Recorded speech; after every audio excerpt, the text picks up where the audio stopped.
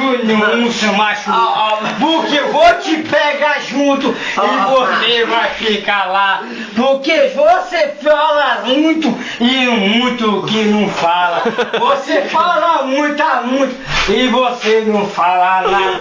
Vou te machucar por trás porque você fala nada.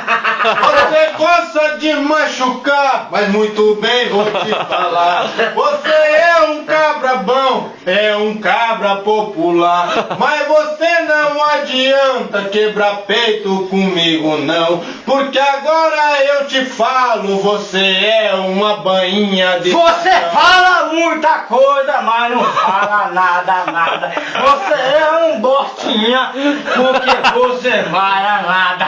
Você fala muita coisa, mas muita coisa que fala, muita coisa que fala, não dá nada. Você é muita bosta, eu vou falar junto, sério.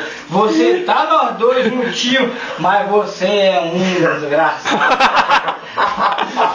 Você me chamou de desgraçado, muito bem, vou lhe responder. Eu não quero tirar o teu couro da nuca, pra mim não ver você sofrer.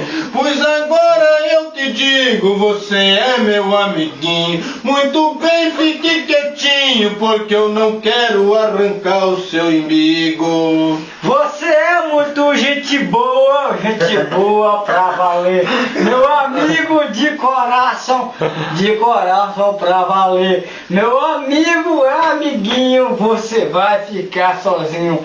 Mas sozinho não vai ficar, porque tem sua família. Você vai ficar junto com os amigos, com família e tudo mais. Mas você é meu amigo pra valer.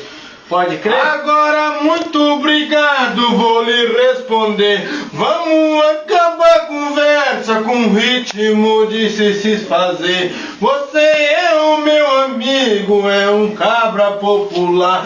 Não arranquei o seu couro da nuca, nem botei tua caveira a secar. Pois agora vocês fiquem sabendo que você é um cabra bom, é um cabra popular. Você é um amigo pra valer.